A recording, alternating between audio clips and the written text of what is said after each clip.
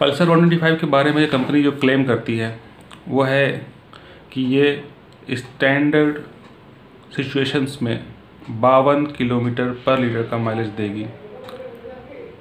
जब मैंने पल्सर 125 खरीदी थी तब क्योंकि 1 महीने तक मुझे कोई भी बाहर जाने की ज़रूरत नहीं पड़ी, क्योंकि मुझे नंबर प्लेट नहीं मिली थी और बगैर नंबर प्लेट के कोई भी बाइक या गाड़ी चलाना जुर्म है और इसके गाड़ी सीज भी हो सकती है। तो इसलिए मैं इसे दिल्ली लेकर नहीं गया और सिटी में ही राइड किया अपने शहर में जहाँ से मैंने गाड़ी खरीदी थी।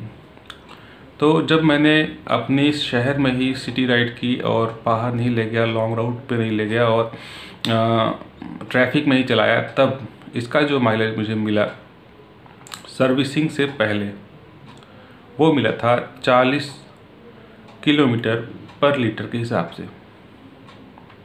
अब 1 महीने बाद मुझे नंबर प्लेट मिल गई और उसके बाद मैंने अपने ऑफिस जाना शुरू किया, क्योंकि ऑफिस मेरा यहाँ से 30 किलोमीटर दूर है। 30 किलोमीटर जाना होता है, 30 किलोमीटर आना होता है और फर्स्ट सर्विस भी हो गई थी। और मैं बता दूं कि मेरे जो ऑफिस है वहाँ यहाँ से 30 किलोमीटर दूर है, उसमें 10-10 किलोमीटर के 2 स्ट्रेच ऐसे हैं जो हाईवे हैं जहाँ पर कहीं भी रुकने की ज़रूरत नहीं पड़ती, कोई रेड लाइट नहीं है। आप 1 गियर में 5th गियर में गाड़ी अगर रखिए तो पूरे 10 किलोमीटर तक चला सकते हैं एक ही स्पीड में, 60 में, चाहे 50 में, 70 में। क्योंकि शुरू में 1000 किलोमीटर गाड़ी के नहीं हुए थे मेरे,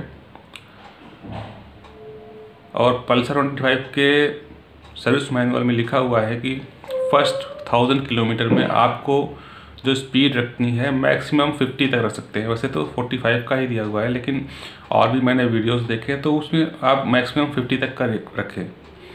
तो मैंने जो शुरू में गाड़ी चलाई वो 50-55 तक ही चलाई, क्योंकि हाईवे पर जो मैक्सिमम स्पीड लिमिट है वो है 70 किलोमीटर पर आवर की। तो बाइक वैसे अलाउ नहीं है उस हाईवे पर, लेकिन बाइक वाले भी कहाँ जाएंगे।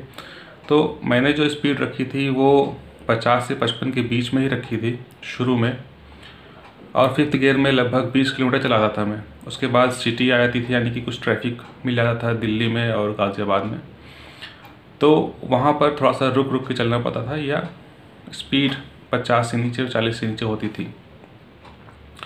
लेकिन मैं कह सकता हूँ कि मेरा जो पूरा 30 किलोमीटर जाना 30 किलोमीटर आना है वो लगभग हाईवे जैसा है, और 5th गियर में गाड़ी चलती रहती है ज़्यादा देर तक 50 से 60 की स्पीड में।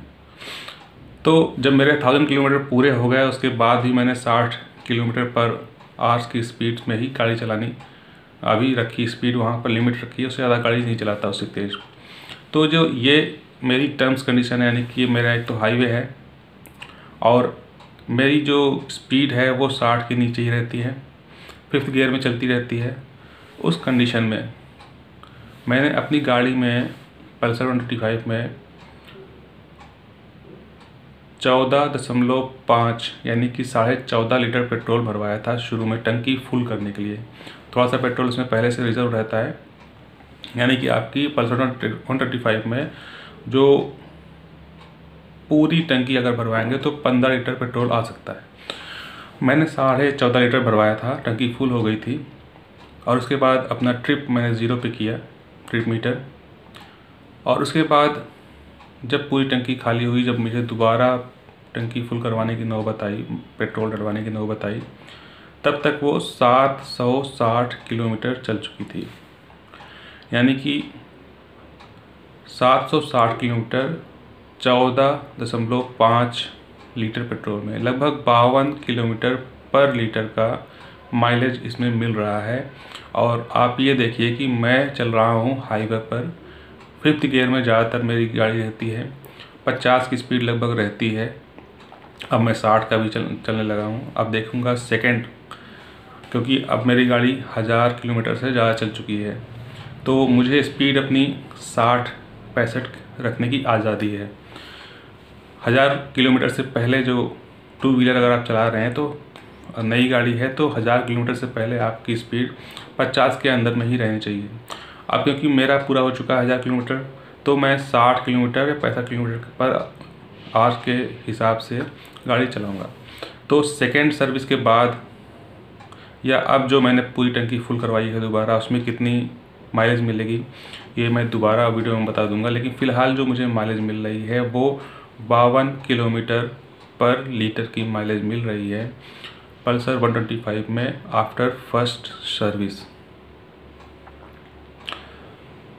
हाईवे की स्पीड अपनी होती है, उसमें आपको गियर चेंज करने की ज़रूरत नहीं होती। लेकिन अगर आप इस मकसद से ले रहे हैं कि आपको सिटी में ही चलानी है, तो आप ये उम्मीद करिए कि आपको 40 किलोमीटर पर लीटर से ज़्यादा की स्पीड की 40 किलोमीटर पर लीटर से ज़्यादा की माइलेज आपको नहीं मिलेगी शुरू में। अगर फर्स्ट सर्विस करवा भी लेते हैं तब भी ये मुश्किल से मेरे ख्याल से 45 तक ही जाएगी। तो अगर आप इस उद्देश्य से ले रहे हैं कि माइलेज मुझे अच्छा मिलेगा, मैंने यूट्यूब में काफ़ी कमेंट्स में पढ़ा है कि यूट्यूब में लोगों ने कमेंट्स में लिखा है कि मुझे तो 60 किलोमीटर पर लीटर की माइलेज मिल रही है पल्सर 125 में। अब उनको कैसे मिल रही है मुझे नहीं पता, हो सकता है उन्होंने कुछ सेटिंग्स चेंज करवाए हों, उसके बारे में मुझे जानकारी नहीं है। लेकिन मुझे 52 किलोमीटर पर लीटर की हिसाब से माइलेज मिल रही है। और अगर आप माइलेज को ध्यान में रखते हैं तो 125 में आपको सिटी के अंदर 40 या 45 पर लीटर के हिसाब से माइलेज मिल सकती है। और अगर आप हाईवे पर चलने वाले हैं तो आपको 50 के ऊपर 55 तक भी माइलेज मिल सकती है। अभी मेरी फर्स्ट सर्विस है, सेकंड सर्विस में शायद कुछ और ज़्यादा इम्प्रूवमेंट हो जाए। अब देखिए, मैंने पल्सर 125 को माइलेज के उद्देश्य से भी ख़रीदा था, साथ ही मैं हाईवे पर चलता हूं तो ये भी मेरा एक उद्देश्य है कि गाड़ी स्टेबल रहे। जब बगल से कोई बड़ी गाड़ी जाए, कार, ट्रक, बस, तो ये बाइक लहरानी नहीं चाहिए। स्टेबिलिटी के उद्देश्य से अगर हाईवे पर चल रहे हैं तो पल्सर नंबर 1 है। और माइलेज भी इतना कम नहीं है। अगर आपको 50-55 का मिल रहा है माइलेज, तो बाकी गाड़ियों में जो सस्ती होती हैं इससे 100 सीसी की, उसमें आपको 60-70 का भी मिल सकता है। तो आप ये देख लीजिए कि आपको क्या चूज़ करना है। पल्सर में स्पोर्टीनेस है, देखने में अच्छी लगती है। बाकी जो गाड़ियां हैं इससे कम देखने में अच्छी लगती है। 100 सीसी की लेंगे तो आपको सामने एक पैशन प्रो है जो कि शायद कुछ 4-5 किलोमीटर लुक में अच्छी लगती है। 100 सीसी में भी, 110 सीसी में भी ऐसी गाड़ियां हैं 4-5 किलोमीटर तक तो थोड़ा सा अच्छी लगती है, कोई लेकिन रुकावट नहीं है। उसका माइलेज अच्छा है तो उसमें स्टेबिलिटी कम है, यानी कि आपके अगल बगल से गाड़ियाँ, बड़ी गाड़ियाँ जाएंगी सड़क पे, बस या ट्रक, बाइक, तो उसकी हवा के झोंके से आपकी गाड़ी हिलनी नहीं चाहिए। तो इस उद्देश्य से जो मैंने पल्सर को लिया था वो मुझे उद्देश्य पूरा होता लग रहा है। और मुझे जो माइलेज मिल रही है, जो स्टेबिलिटी मिल रही है, मेरे लिए वो सही है।